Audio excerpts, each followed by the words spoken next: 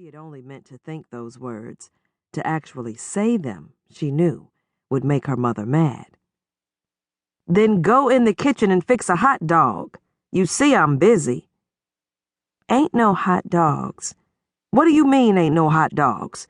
It was 2 in there this morning. What happened to them?" Tia was silent.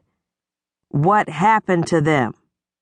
her mother repeated as she walked unsteadily from the bedroom to the kitchen. She swung open the refrigerator door and found a half-liter bottle of cola and a handful of grapes inside. Turning her head swiftly to the left, she looked down into the wastebasket and saw the empty package that had once contained the last 2 hot dogs. "Tia, get in here!"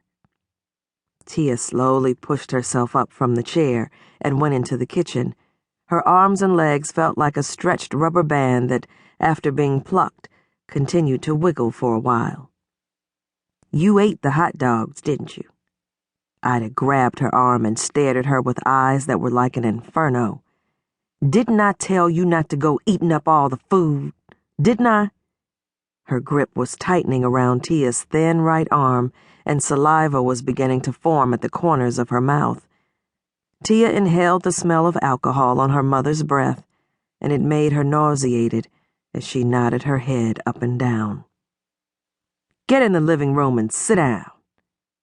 Slowly, with small steps, she followed her mother's orders. Every muscle in her 6-year-old body twitched in response to the increased danger signals being sent from one nerve ending to another. 4 steps and she was out of the kitchen. She counted with dismay the next 4 steps that would place her directly in front of her mother, who stood watching with both hands on her hips. Now, just 5 more steps, and there sat the sofa, waiting for her, beckoning her to safety. She squeezed her hands into tiny fists. She could do this. She could make it to the sofa. But halfway into that first step, she felt the sting of her mother's hand on the back of her head. The blow sent her stumbling 2 or 3 steps along her course, but she maintained her balance and quickly scurried to the sofa. "You get on my nerves," her mother yelled. Now, shaking uncontrollably, Tia kept her head down and tried hard to focus on the top of her dirty white canvas shoes. If she raised her big toe high enough, she could almost poke it through the hole that had formed on the top of the left shoe.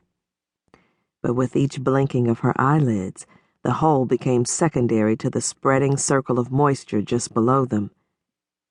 "Didn't I tell you not to eat those hot dogs?" Ida stood bellowing from the kitchen. "Didn't I?" Still looking down at her shoes, Tia began nodding her head, crying silently. "Then why?" Ida was crying now. "Why didn't you listen to me?" Tia kept her head down and didn't answer. Suddenly, Ida was angry again. "Look at me when I'm talking to you."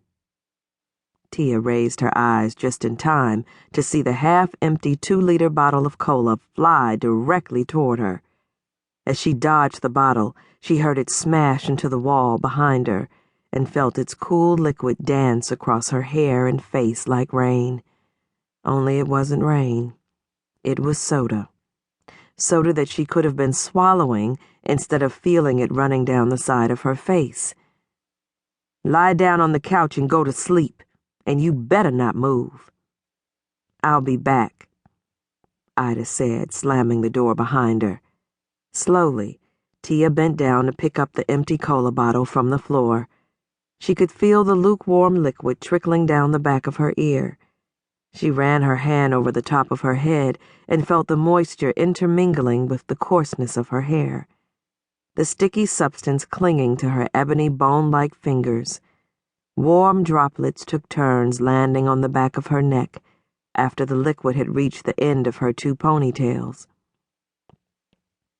A cockroach had already begun making its way toward the puddle on the floor, having sensed sweetness nearby. She watched it for a while as it enjoyed its newfound treat before she finally gave it one good stomp with her foot.